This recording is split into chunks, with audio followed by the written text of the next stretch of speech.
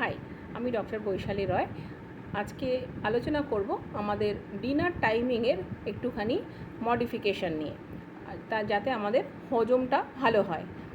Dinner বলতে রাতের খাবার।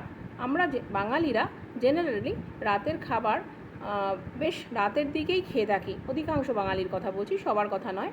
ধরুন 10:30 11টা বেজে যায় এবং মোটামুটি 11:30 12টার মধ্যে তো আমরা সবাই শুয়ে পড়ি।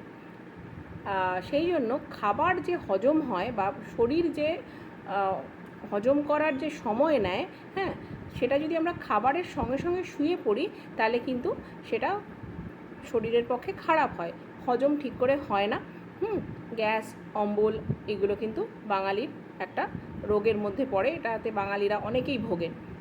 সেই জন্য যদি মোটামুটি খাবারটাকে আমরা 9টার মধ্যে শেষ করতে পারি, হ্যাঁ, রাত্রি 9টার মধ্যে বা ম্যাক্সিমাম 9:30টার মধ্যে, এবং যদি আমরা তারপরে 2-2.5 ঘন্টা সময় পাই, হ্যাঁ, যাতে আমরা খাবারটাকে আমরা সময় দিই আর কি হজম হওয়ার, তাহলে কিন্তু সেটা শরীরের পক্ষে ভালো। কারণ খাওয়ার পরে আপনি ধরুন আধা ঘন্টা হাঁটলেন বা কিছু ট্যাব বা ফোন এগুলো স্ক্রল করলেন, কিন্তু সেটাও ঘুমাতে যাওয়ার মোটামুটি হাফ অ্যান আওয়ার আগে কিন্তু যে কোনো ইলেকট্রনিক্স মিডিয়া থেকে চোখ সরিয়ে নেবেন, তাহলে রাত্রের ঘুম ভালো হবে।